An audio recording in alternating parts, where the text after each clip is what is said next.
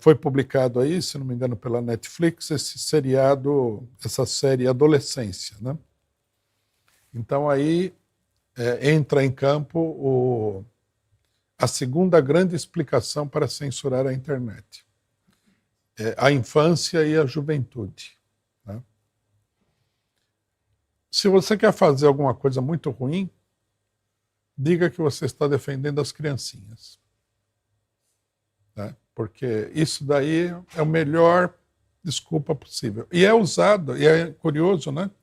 Porque a defesa das criancinhas, ela é usada há muito tempo já, contra inimigos diversos, né? Por exemplo, na Rússia, onde a extrema-direita e o regime do czar fazia frequentes pogroms contra os judeus, né? Era uma prática comum. Uma das principais explicações de por que os judeus tinham que ser perseguidos é porque eles faziam rituais religiosos sacrificando crianças, né? Tem um filme famoso, o filme é baseado num livro, né? Que é o título do filme em português, que eu me lembro, faz muito tempo que eu não vejo esse filme, é O Homem de Kiev. Aí o Homem de Kiev, era um judeu, ele era um trabalhador braçal, ele fazia trabalho de concertos, né? De pedreiro, de esse tipo de trabalho, né? E ele foi acusado de ter assassinado uma criança num ritual, e isso daí deu o maior bafafá, perseguições, mortes de judeus, invasões, etc, etc. Ele foi preso, foi extremamente maltratado, e depois se verificou que tudo isso era logicamente uma invenção, e ele foi solto pela Revolução de 1905, né? Esse filme é baseado no livro de um escritor norte-americano chamado Malamud, The Fixer, né? Quer dizer, Fixer quer dizer o faz tudo, factotum, né? Bom, quem que não conhece a famosa história de que os comunistas comiam criancinhas? Isso aí não é uma invenção, isso é uma realidade, essa campanha, né? Lógico, os comunistas não comiam criancinhas, mas a acusação é real, não é mero folclore. Porque é óbvio, você quer fazer alguma coisa muito ruim, coloca as crianças. Quem que não vai se comover? Qual o coração que não vai sangrar na hora que começarem a falar das maldades contra as crianças, né? Então agora nós temos aí a internet. Precisa censurar a internet por causa das crianças. Aí, né, no meio dessa campanha, que é uma campanha visivelmente orquestrada, né, aparece a série da Netflix Adolescência, onde um jovem, né, de 13 anos de idade comete um crime influenciado pela internet. Eu vi aqui uma matéria que saiu no site que se considera de esquerda, precisaria ver qual que é o problema psicológico que eles têm para se considerarem de esquerda, né? Eu acho que é um problema os psicólogos diriam que é uma crise de identidade da pessoa, né? De falar que ele é de esquerda. Ele descreve a situação dos chamados incels, né?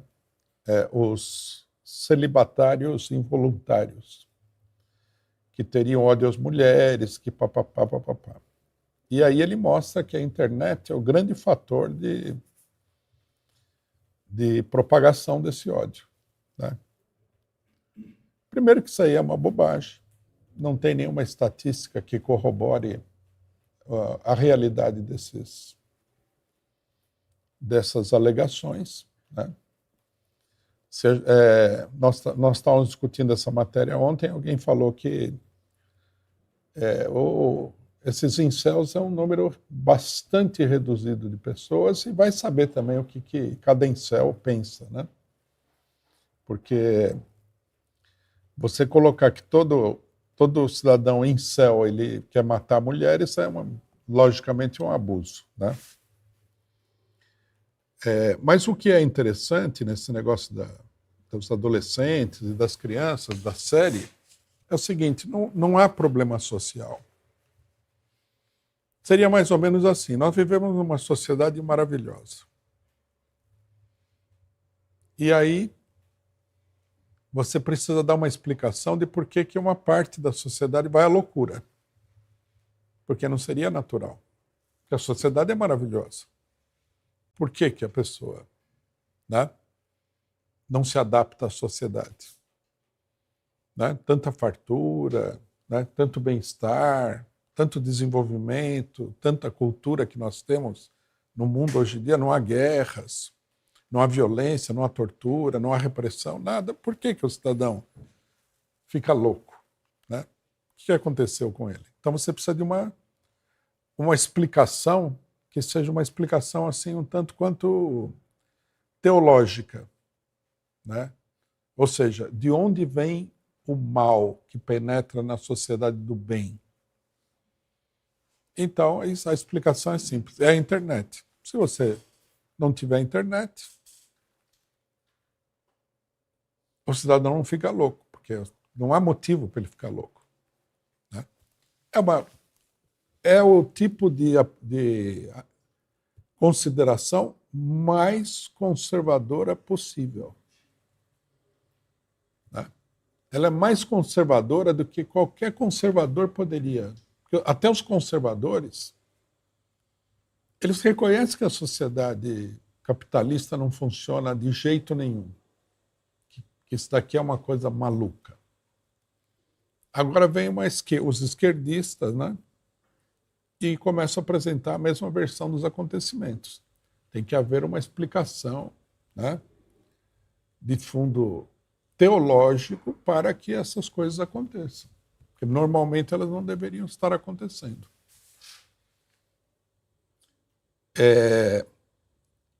Na matéria, o cidadão cita, inclusive, uma coisa que me chamou a atenção, que é a seguinte. Ele cita o caso desses tiroteios, né, desses massacres que são realizados nas universidades dos Estados Unidos. Então, ele atribui isso daí também à internet. Aí eu, né, fiz uma rápida, que a inteligência artificial, o bom dela é que permite você fazer uma rápida pesquisa. Demora alguns segundos para você recolher a informação. Quando antes você precisaria de horas, né, garimpando dados em tudo quanto é lugar. Imagine antes da internet como era complicado. Mas com a inteligência artificial é simples. Né? Em 15 segundos você tem lá toda a pesquisa. Então, pesquisa aí. Tiroteios nas universidades norte-americanas. O que o Grok, que é a plataforma que eu uso mais frequentemente, disse? Que os tiroteios nas universidades norte-americanas acontecem desde a metade do século XIX. Quer dizer, não começou com a internet. Isso aí tem mais de 150 anos nos Estados Unidos. Porque, como todo mundo sabe, os próprios norte-americanos falam, os norte-americanos são um povo muito louco. Então, por que não? Né? Aí ele diz o seguinte, que esses acontecimentos eles tiveram um pico a partir da década de 60. Aí ele cita um tiroteio numa universidade em 66 que matou 14 pessoas. Um estudante foi lá e matou 14 pessoas. Quer dizer, muito antes, né, do filme famoso do Michael Moore, dos Tiros em Columbine, né, que é de quase do começo desse século aqui. Quase 40 anos depois desse acontecimento de 66, que matou 14 pessoas. Então, e depois ele diz o seguinte, que houve um novo surto de coisas a partir desse acontecimento da Universidade de Columbine. Então, nós temos que tirar duas conclusões. né, que são necessários, que não tem nada a ver com a internet e não tem nada a ver com a teologia. O que é que caracteriza a década de 1960? É a reabertura da crise social nos países desenvolvidos. Aí você vai ter o movimento estudantil, você vai ter uma crise, o começo da crise econômica que vai explodir na década de 1970, né? É na década de 1960 que o Nixon vai desvalorizar o dólar depois do acordo de Bretton Woods de 1945. Vai haver mobilização, vai haver luta de grupos armados nos Estados Unidos, vão aparecer vários movimentos, Panteras Negras, Black Power, né? Quer dizer, uma época de turbulência. Então, a causa principal do negócio na universidade é a turbulência social.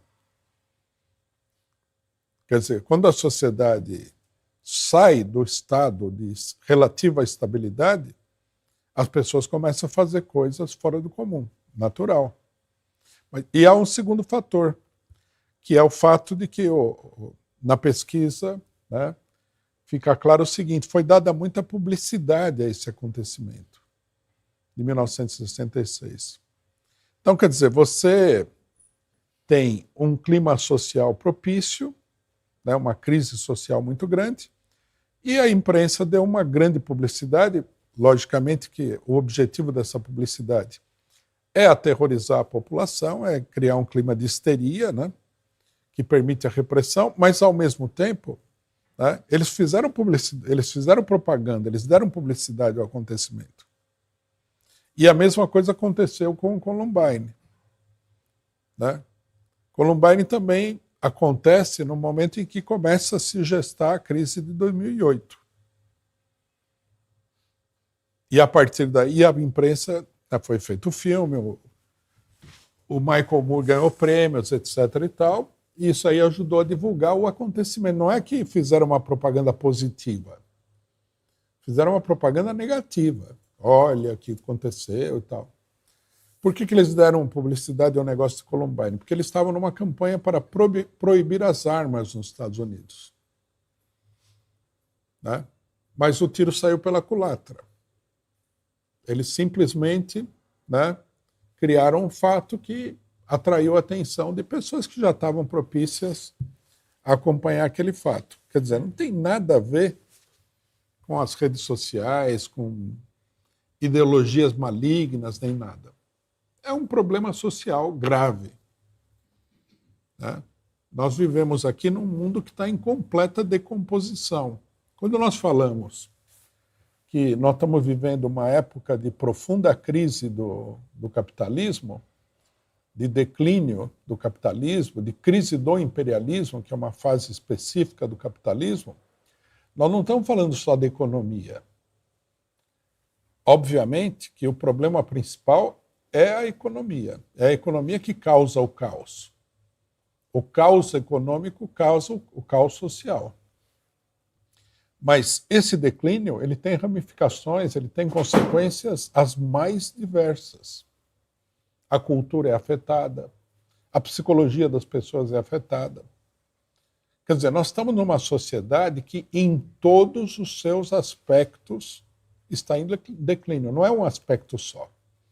Não dá para você pensar que existe, né, um declínio econômico, mas no resto está tudo uma maravilha. Não, não é verdade. Né? O declínio econômico condiciona todo o resto.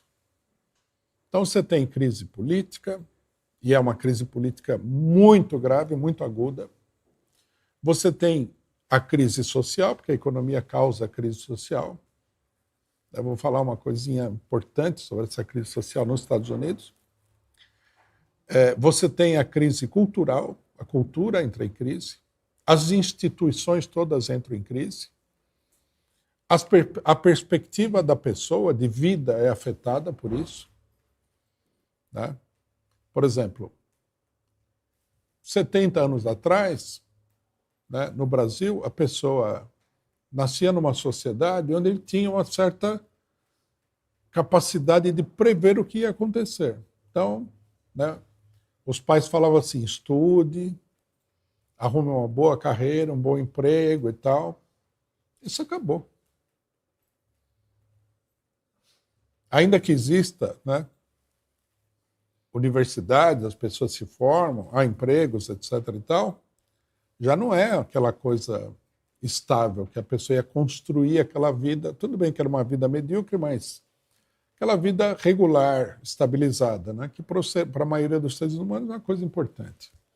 A maioria das pessoas tem dificuldade de viver na instabilidade, na incerteza, na insegurança. Hoje não. Hoje, todo mundo vive na incerteza e na insegurança. O que caracteriza a sociedade do ponto de vista econômico é a especulação financeira, que é uma roleta, é um cassino. Né? Você quer coisa mais insegura do que um cassino? Tudo bem, tem gente lá em cima que controla esse cassino, mas para a maioria das pessoas, você não sabe o que vai acontecer. Essa semana eu vi a notícia de que o Nubank, que é um banco digital, o Warren Buffett vendeu todas as ações e se retirou do banco. Né? Aí, né, eu pensei o seguinte, você imagina, o cidadão é correntista desse banco. Aí o cara tirou todo o dinheiro, ele tirou todo o dinheiro. Qual vai ser a consequência? O banco vai continuar existindo? Vai à falência? O que vai acontecer? Esse é o mundo que a gente vive. Né? Algumas pessoas se adaptam, porque o ser humano é adaptável, mas não quer dizer que ele não sofra intensamente com essa situação, por mais adaptado que ele esteja. Ele vai sofrer. Né? Tem gente que vai num campo de batalha, lá está morrendo gente adoidada, ele se adapta, mas não quer dizer que ele vai sair, ele vai passar em branco essa experiência. Então, é uma coisa absurda atribuir isso a ideologias malignas. É uma coisa muito reacionária. Eu estava vendo, eu vi uma matéria, uma companheira mandou a matéria aqui para nós, que fala o seguinte, que nos Estados Unidos, país mais rico do mundo, 60% da população, mais da metade, não consegue ter condições de vida dignas. Esse era o país onde um operário comprava um carrão, muitos anos atrás. Onde um operário ganhava o salário de uma pessoa de classe média, onde os sociólogos esquerdistas daquela época falavam que a classe operária norte-americana tinha se emburguesado, tinha virado uma burguesia que vivia da exploração dos países mais pobres. Agora, 60% da população não consegue ter condições de vida dignas. Ele fala o seguinte, que eu não me lembro aqui a data, mas tempos atrás, com $38 mil por ano, o cara comprava tudo que ele precisava. Era uma vida modesta, porém, né, ele dava conta de comprar roupa, pagar aluguel, botar o filho na escola, ir no cinema, sei lá. Vivia normalmente. Agora, para ele fazer isso, ele precisaria do dobro, $76 mil, e a maioria não ganha, continua ganhando os mesmos $38 mil. 60%. Aí ele fala o seguinte, que os institutos de estatística norte-americanos, assim como no Brasil, né, isso é um golpe tradicional, fala que o desemprego nos Estados Unidos é de 4%. Daí ele fala, não, não é verdade. O desemprego real nos Estados Unidos é de 24%. 24%. Um quarto da população dos Estados Unidos está desempregada. Um quarto. Quer dizer, os Estados Unidos está se transformando, do ponto de vista social, naquilo que a gente está acostumado a ver nos países como o Brasil. Os países não de desenvolvimento capitalista atrasado. E o Brasil está se transformando numa África. E a África está se transformando num inferno. É isso que está acontecendo, né? Vocês imaginem, 60% da população não consegue viver normalmente. 24% desempregada. E isso não é o Paraguai, é os Estados Unidos. No Brasil, nós fizemos um cálculo, né, que entre pobreza, que é pior do que essa situação que eu estou descrevendo nos Estados Unidos, pobreza e pobreza extrema, nós temos mais de 130 milhões de brasileiros. Aí vem o cidadão de esquerda e fala assim, olha que esquisito o cara... Eu vi uma matéria, inclusive, me lembrando agora, que era sobre um colóquio que houve numa universidade.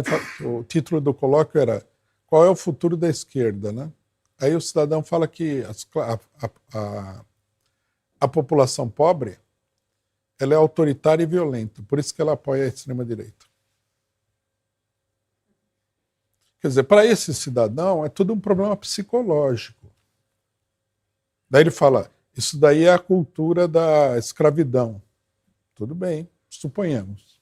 Mas ele precisaria conferir para ver se esse mesmo dado bate em outros países. Por exemplo, na Alemanha. Por que a população apoia a extrema-direita? Teve escravidão lá? Quanta gente preta tem na Alemanha, exatamente? E na Inglaterra? E na França? E nos Estados Unidos? Quer dizer, eles ficam encontrando aí receitas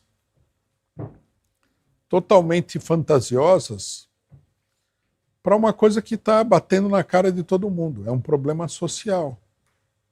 É uma gigantesca crise social. Ah, mas aí os jovens são ensinados a odiar as mulheres. Eu diria que o cidadão jovem, vivendo na sociedade que a gente vive, ele tem a propensão a odiar todo mundo. Porque esse ódio que eles falam, né, não é também um sentimento metafísico. Se você é maltratado, você tende a reagir violentamente. Eu fui jovem também, né? E se bem a situação, na época que eu era jovem, não era tão dramática do ponto de vista social, ela era, no Brasil, dramática de um outro ponto de vista, porque era plena ditadura militar. Quando eu fiz 11 anos de idade, começa o governo Médici, que era uma repressão total. E essa repressão se espalhava por toda a sociedade. A sociedade toda, em algum grau, era influenciada pela repressão da ditadura. E eu tinha, assim, uma revolta profunda contra tudo. Uma coisa boa de você ter memória é isso, né? Porque eu acho que muita gente fica velha e esquece o que aconteceu com ele na juventude. Eu não esqueci. Eu era uma pessoa muito revoltada, contra tudo. Não era contra A, B ou C. Nessas condições, é muito fácil você direcionar esse ódio para lá, para cá, né? A pessoa está pronta para odiar todo mundo. Daí vem alguém e fala assim, não, para um homem, né, frustrado, o problema são as mulheres. Por que não?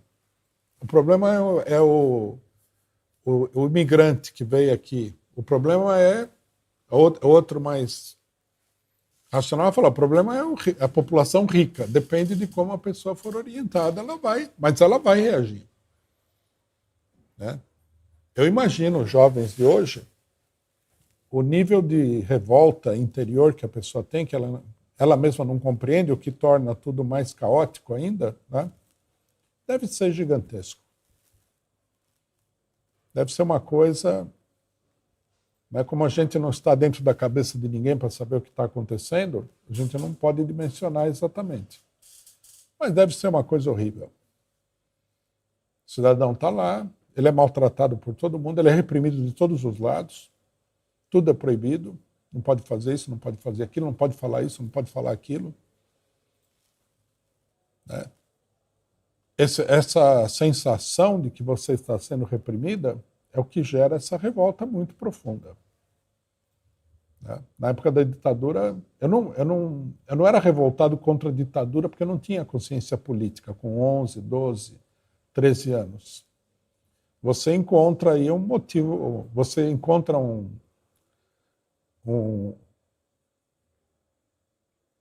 determinado alvo para você expressar sua revolta. Então, por exemplo, eu era muito revoltado com a disciplina da escola, que é o que você está vendo imediatamente. Eu estudava numa escola religiosa, católica, né? Que era uma escola católica. A escola católica, em geral, é uma escola particular, é a escola de uma certa elite. Né? Mas, apesar de toda a habilidade dos padres, que eles eram jesuítas, né? Os jesuítas sempre são muito políticos, a repressão era muito grande. E você ficava muito revoltado. Na escola mesmo teve episódios de alunos que espancaram o professor, numa escola paga. Não é o que o pessoal estava na favela. O pessoal morava aqui em bairro de classe média. Então. O pessoal fazia coisa do Arco da Velha, porque ninguém aguentava. Aí vem o cidadão e fala assim, não, o problema aqui é a internet. Não, meu amigo, não é a internet. O problema é a sociedade. É uma sociedade caótica. É uma sociedade destrutiva. É uma sociedade impossível de viver nela. É isso, o problema que tem que ser resolvido é esse problema, e não a internet. A campanha contra a internet é hipócrita, é cínica e é até criminosa, porque vai aprofundar o problema. Né? Eu já estou vendo, a juventude já é um dos principais alvos da censura e da repressão. O cidadão vai escrever um negócio lá no computador da casa dele ou no celular, e a polícia vai aparecer batendo na porta dele para ele falar um negócio. Você imagina o nível de crise que não vai acontecer. Se o pessoal espera diminuir a crise, isso só vai aumentar a crise. Né? Quer dizer, o problema é a sociedade, é o capitalismo. O que a gente precisa explicar para a juventude é que essa sociedade ela precisa ser demolida, precisa construir outra sociedade. Essa é a única solução civilizada, humanitária, progressista e real. O resto é você fazer parte do caos que vai aumentando dentro da sociedade capitalista. Se você não explicar para o jovem esse problema, não tem saída.